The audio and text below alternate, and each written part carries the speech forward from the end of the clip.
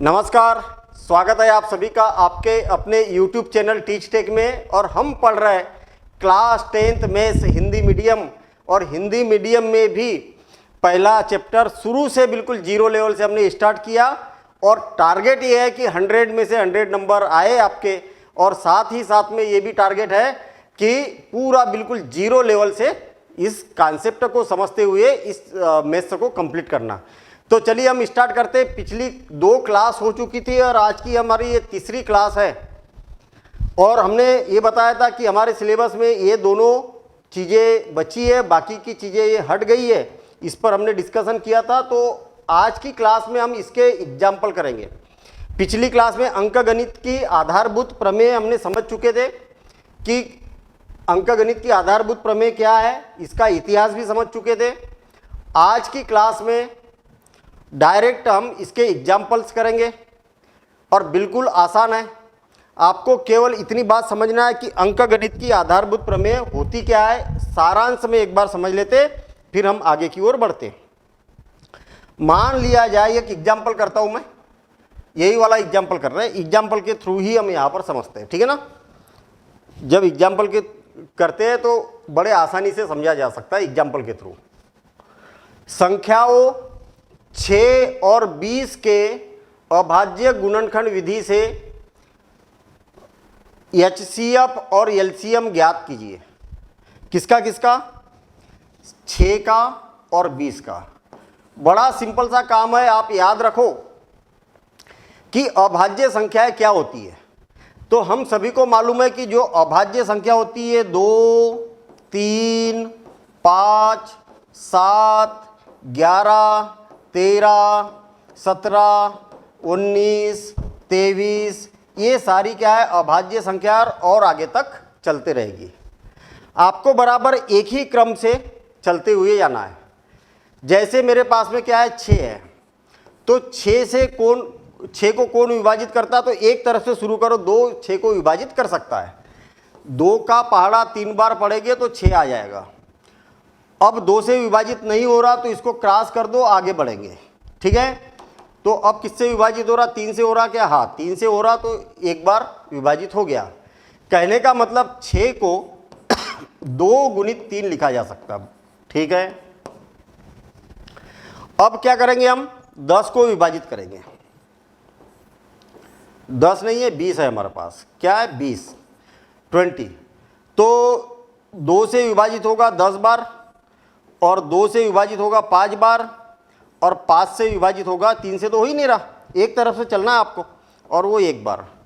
मतलब इसको लिखा जा सकता 2 गुणित 5। इसको और व्यवस्थित तरीके से लिखेंगे हम। देखिए, 2 की घात 1 ही है और 3 की घात भी 1 है। और यहाँ पर 2 कितने बार आया?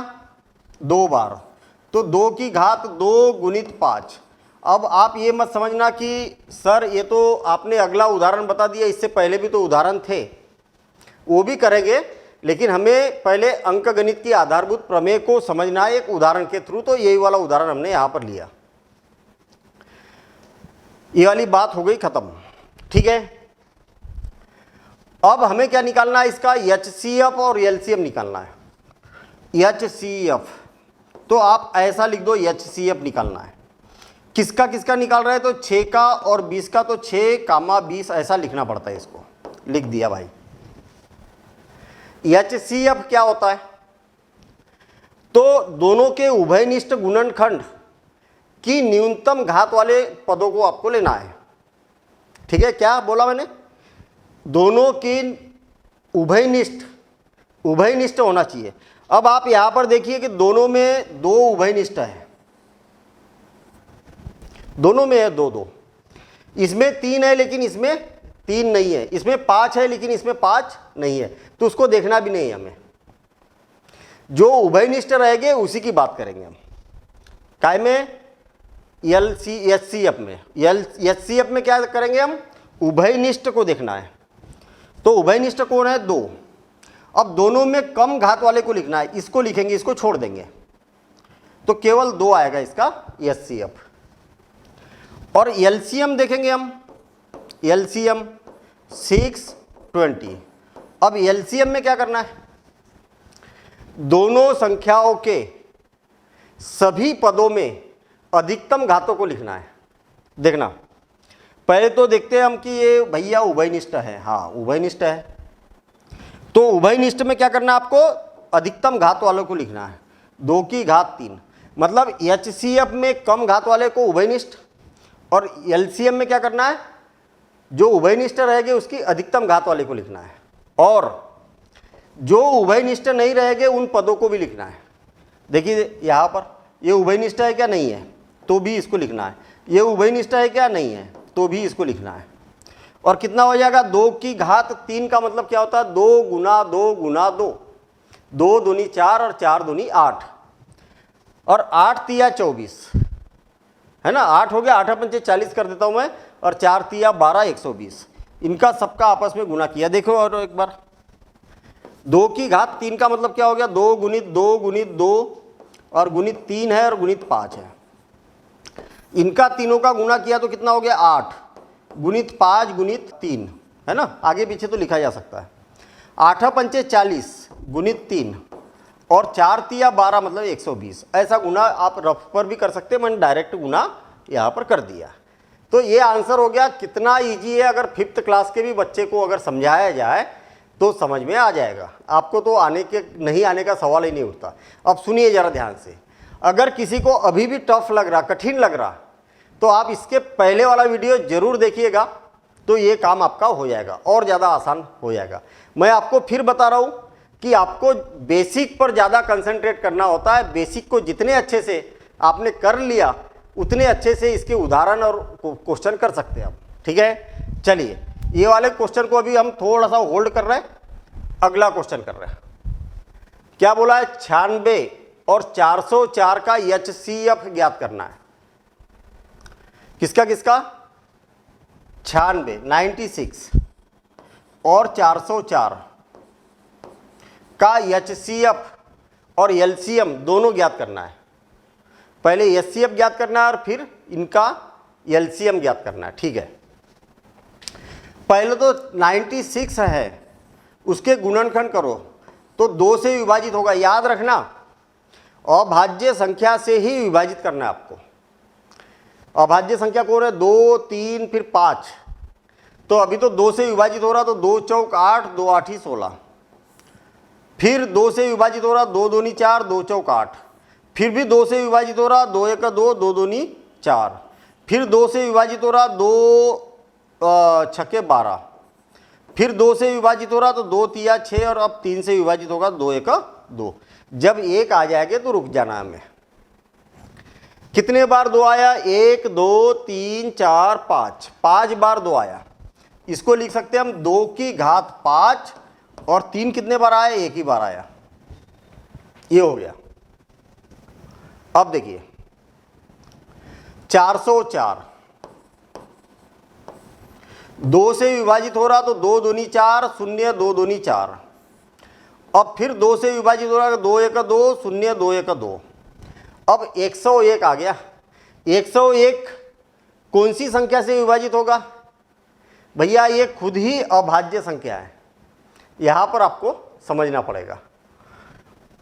2 से कब विभाजित होता है, जब इकाई का अंक 0 या 2 4 6 8 हो, 2 4 6 8 और 0 हो इकाई का अंक, तब 2 से विभाजित होता है। 3 से विभाजित कब होती है कोई भी संख्या, जब अंकों का योगफल 3 से विभाजित हो जाए तो वो संख्या भी 3 से विभाजित होती है। ऐसे नियम आपको मालूम होना चाहिए। अगर नहीं मालूम तो मैंने विभाज्यता का नियम बेसिक मैथ्स में, एक बेसिक मैथ्स सीरीज है यूट्यूब पर डली हुई है, उस बेसिक मैथ्स को आप देख लेना, कोई दिक्कत नहीं आएगी। बिल्कुल जोड़ घटाना से मैंने वहाँ पर सिखाया है। ठीक है, तो ये 101 क्या है, अभाज्य संख्या है, ये किसी से भी विभाजित नहीं होती है, तो मैंने इसको विभाजित कर दिया 101 से। कहने का मतलब 2 आया है 2 बार, 2 की घात 2 गुणित 101। ठीक है, 101, बस ऐसा लिख सकते हैं इसको। अब HCF निकालना हमें, HCF किसका किसका, 96 का और 404 का, और LCM निकालना है हमें, 96 का और 404 का कैसे निकालेंगे? आपको क्या करना है,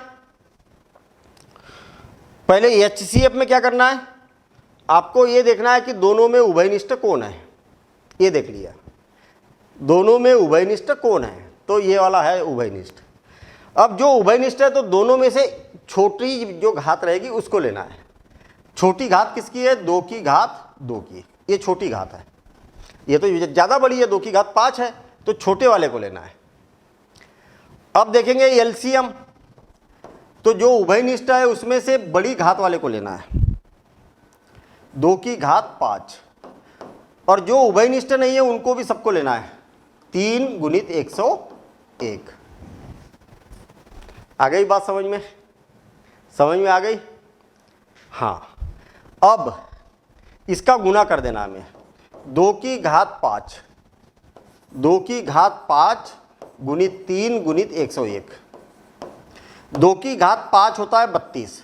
भाई 2 गुणित 2 गुणित 2 गुणित 2 मतलब 5 बार, मालूम है ना? 2 गुणित 2 की घात 5 का मतलब क्या होता है? 2 गुणित 2 गुणित 2 गुणित 2 गुणित 2, 5 बार।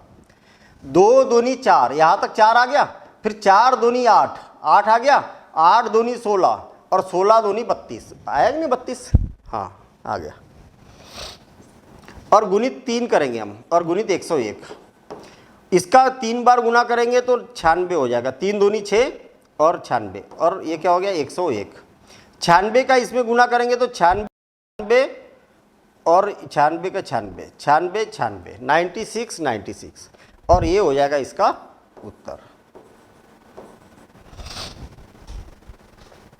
आपको मैं एक बात बता दूं, महत्वपूर्ण बात है, रटने वाला काम नहीं है। आपको समझते हुए चलना है कि हम एलसीएम और एचसीएफ क्यों लेते हैं। एचसीएफ मतलब हाईएस्ट कॉमन फैक्टर, बड़े से बड़ा ऐसा फैक्टर जो इसको भी विभाजित कर सके, इसको भी विभाजित कर सके। क्या है ये? 2 दूनी 4, कितना आया ये? 4। 4 एक ऐसी संख्या, बड़ी से बड़ी संख्या है, इससे बड़ी कोई संख्या नहीं हो सकती है, जो इसको भी विभाजित कर सकती है, इसको भी विभाजित कर सकती है। 4 से बड़ी ऐसी कोई भी संख्या नहीं है दुनिया में जो इसको भी विभाजित कर सके, इसको भी विभाजित कर सके, इसीलिए इसको हाईएस्ट कॉमन फैक्टर बोला जाता है। और ये वाली कौन सी संख्या है? ये ऐसी छोटी से छोटी संख्या है जिसको ये भी विभाजित कर सकता है और ये भी विभाजित कर सकता है। आई बात समझ में? समझ में आई अब बात? तो ये इसकी मीनिंग है। मीनिंग ही तो आपको सबसे महत्वपूर्ण, गणित में मीनिंग ही तो समझ में आना चाहिए, तब वर्ड प्रॉब्लम बनती है। वर्ड प्रॉब्लम मतलब जो शब्दों में क्वेश्चन होता है ना, वो तभी बनेगी। ठीक है, डिस्क्रिप्टिव बोला जाता है उसको। तो ये क्वेश्चन ही हो गया, हल ही हो गया भाई। ठीक है, चलिए आगे बढ़ते हम। अब क्या बोला? 6, 72 और 120 का अभाज्य गुणनखंड विधि द्वारा एचसीएफ और एलसीएम ज्ञात कीजिए। ठीक है, ज्ञात करते हैं हम। 6, 72 और 120, इनके पहले तो गुणनखंड करेंगे हम। पहले 6 को विभाजित कर देता हूं मैं, 6 को विभाजित कर देता हूं तो 2 से 3 बार और 3 से 1 बार। याद रखना कि यहाँ पर अभाज्य संख्या से ही विभाजित करना है। अभाज्य संख्या आपको याद होना चाहिए उंगली पर। 2, 3, 5, 7, 11, 13, 17, 19, 23, है ना, ऐसी याद होना चाहिए। ठीक, और इनसे ही विभाजित करना है। अब कौन है? 72। 72 को हम लिख सकते 2 से 36 बार, 2 से 18 बार, 2 से 9 बार, और 3 से 3 बार, और 3 से 1 बार। सारी अभाज्य संख्या ये ना, कोई भी भाज्य संख्या से विभाजित नहीं करना है आपको। क्या हो जाएगा? अब कौन है? 120। आप इसको बगल में उस साइड में ले भी सकते हैं आप, मतलब इसको नहीं भी काटोगे, रफ वर्क नहीं भी मानोगे चलेगा, कोई दिक्कत नहीं है। 2 से 60 बार, 2 से 30 बार, 2 से 15 बार, 3 से 5 बार और फिर 5 से 1 बार। ठीक है। अब देखिए 6 को क्या लिख सकते हैं, 2 गुणित 3, 2 गुणित 3। 72 को क्या लिख सकते हैं, 2 की घात 3, कितने बार आया 2, 2 की घात 3 और 3 की घात 2, 3 2 बार आया ना। हाँ, इसको लिख सकते हैं 1 2 3, 2 की घात 3 गुणित 3 की घात 1 गुणित 5। अभी तक हमने जो 2 उदाहरण किए ना, उसमें क्या था, 2 ही संख्या थी। अब इसमें 3 संख्या है। मैं आपको बता दूं कि ये वाला जो है ना, इसको लिखने का तरीका क्या होना चाहिए, ये होना चाहिए उस साइड में। ठीक है। और ये जो प्रश्न है ना अपना, वो होना चाहिए इस साइड। लिखने का सही तरीका, हम प्रश्न को हल करते जा रहे हैं और बगल में इसको लिखते जा रहे हैं। ठीक है ना। इसको बगल में, ऐसा आपको भी एग्जाम में भी ऐसे करना है। कॉपी चेक करने वाले को दिखना चाहिए कि आपने मेहनत की है। ठीक है। ऐसा पूरे नंबर मिलेंगे। जो भी काम करते हैं आपको बगल में दिखना है। इसको क्रॉस नहीं भी करेंगे, रफ वर्क नहीं भी करेंगे तो चलेगा। अब एलसीएम एचसीएफ निकालते पहले हम, किसका, एचसीएफ, किसका किसका, 6 72 और 120 का, इसका एचसीएफ निकालते हैं।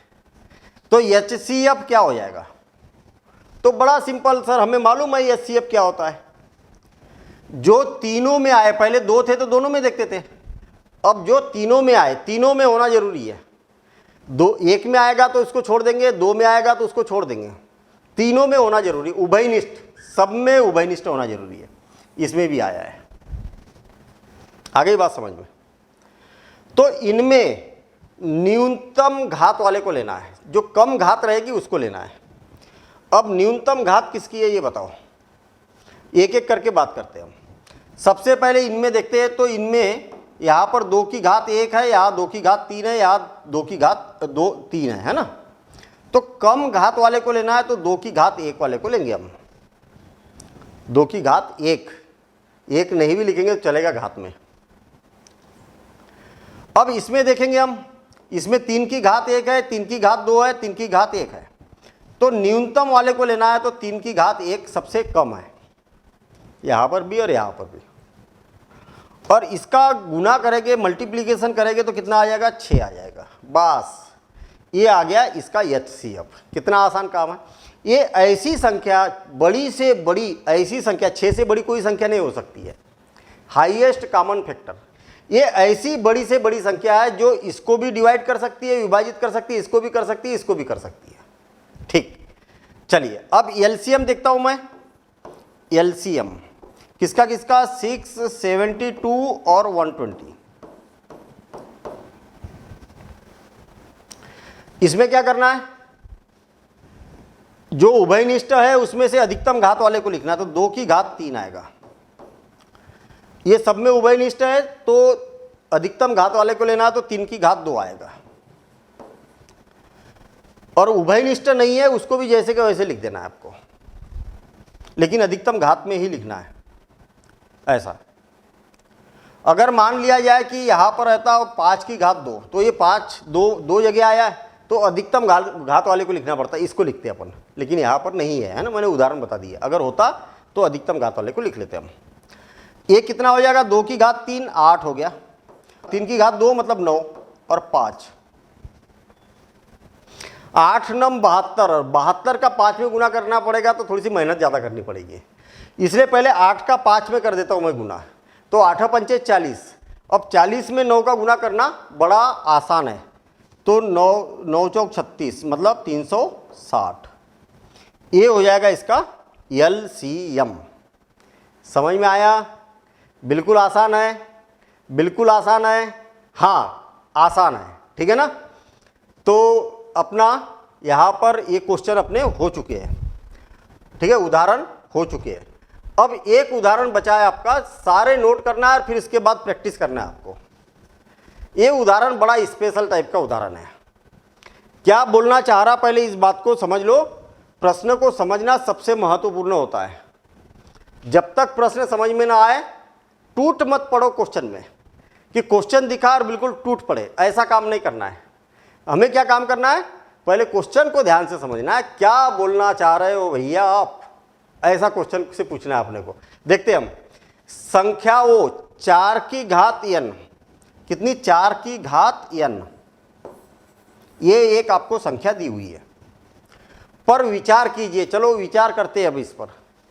जहां n एक प्राकृत संख्या है, जो ये n है ना, वो क्या है, प्राकृत संख्या। कहने का मतलब 4 की घात 1 भी हो सकती है, 4 की घात 2 भी हो सकती है, 4 की घात 3 भी हो सकती है, 4 की घात 4 भी हो सकती है, 4 की घात 5 भी हो सकती है, और इसी प्रकार से आगे भी। ऐसा बोलना चाह रहा प्रश्न। कुछ भी हो सकती है भैया, 4 की घात कोई भी प्राकृत संख्या हो सकती है, 1 2 3 4 5 6 7 8 9 10, ऐसी कोई भी प्राकृत संख्या हो सकती है। प्रश्न को ध्यान से समझो, क्या बोलना चाह रहा। कोई भी हो सकता है, ऐसा भी हो सकता है, ऐसा भी हो सकता है, या ऐसा भी हो सकता है, या ऐसा भी हो सकता है। ठीक है, जांच कीजिए कि क्या n कोई एक ऐसा मान है जिसके लिए 4 की घात n अंक शून्य पर खत्म होगा। अगर इनको हल किया जाए, अगर इनको हल किया जाए तो इसका जो उत्तर आएगा वो क्या शून्य पर खत्म हो सकता है क्या, ये पूछना चाह रहा। 4 की घात 1 का मतलब 4 होता है, 4 की घात 2 का मतलब होता है 16, 4 चौक 16, इसका मतलब होता है 64, और इसका मतलब होता है 256। ठीक है, 256 में 4 का गुना करेंगे तो ये हो जाएगा 6 चौक 24, 24 और 2 5 चौक 20 और 2 22 और 4 दूनी 8 और 2 10, ये हो जाएगा 4 की घात 5, 1024। और आगे तक आते जाएगा, कभी खत्म नहीं होगा। वो ये बोलना चाह रहा कि अगर मैं 4 की घात कोई भी प्राकृत संख्या रखूं तो इकाई का अंक इसका शून्य आएगा क्या। यहां तक तो हमने चेक कर लिया, नहीं आ रहा, तो कब तक रखेंगे भैया, रखते जाएंगे। हमें थोड़ी मालूम है कि आगे जाके इकाई का अंक शून्य आएगा। तो हमें कोई टेक्निक लगाना पड़ेगा, हमें कोई तकनीक लगाना पड़ेगा कि भैया ये आएगा कि नहीं आएगा। तो थोड़ा सा ये बात से याद रखो, 4 की घात n है, इसका मतलब 4 को क्या लिख सकते हैं, 2 गुणित 2, और इसकी घात कितनी हो गई, n हो गई। हाँ लिख सकते हैं ऐसा, 2 गुणित 2 कितना हो गया, 2 की घात 2, और इसकी घात कितनी है, n। घातों पर घाते हैं तो घातों का गुना हो जाता, तो 2 की घात 2n हो गया। मुझे एक बात बताओ, कोई भी संख्या 10 पर कब खत्म होती है।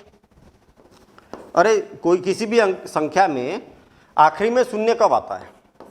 इसके अभाज्य गुणनखंड करके देखो, 2 गुणित 5, अगर मान लिया जाए 100 है तो इसके गुणनखंड करके देखिए, 2 गुणित 2 गुणित 5 गुणित 5, 20 है मेरे पास, आखिरी में शून्य है, तो इसके गुणनखंड करके देखो, 2 गुणित 2 गुणित 5।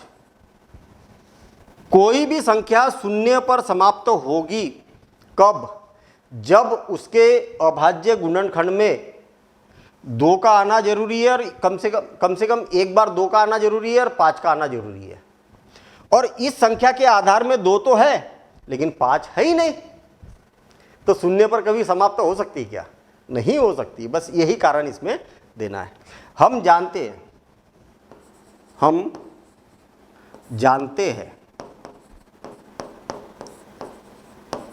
कि कोई संख्या शून्य पर समाप्त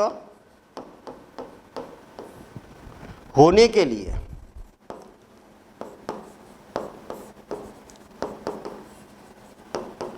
उसके अभाज्य गुणनखंड में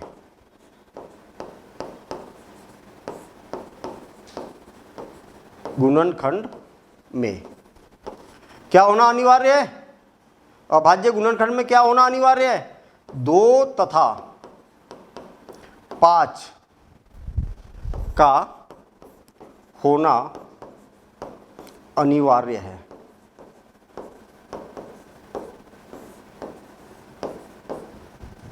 अब यहां पर देखिए, क्या है, 4 की घात n।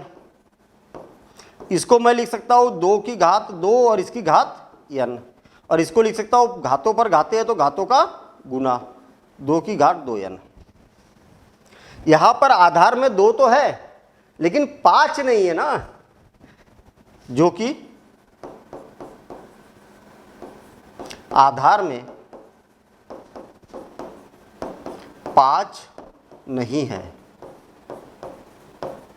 अतः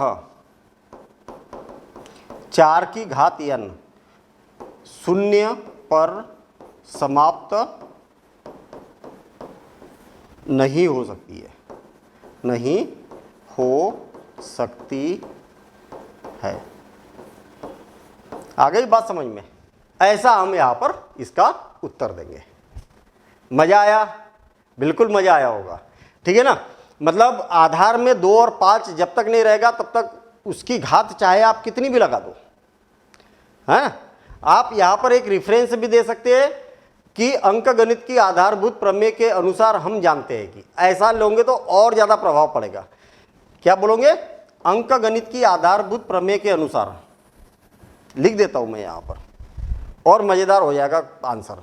हालांकि इसमें भी कोई गलत नहीं है ना, ऐसा भी आप आंसर दे सकते हैं, कोई कमी नहीं है इस आंसर में, ठीक है। चूंकि अपन अंकगणित की आधारभूत प्रमेय पढ़ रहे हैं तो उसका संदर्भ देना दे दिया तो और ज्यादा खुश हो जाएगा कॉपी चेक करने वाला, इस पर भी पूरे पूरे नंबर मिलेंगे। अंकगणित की आधारभूत प्रमेय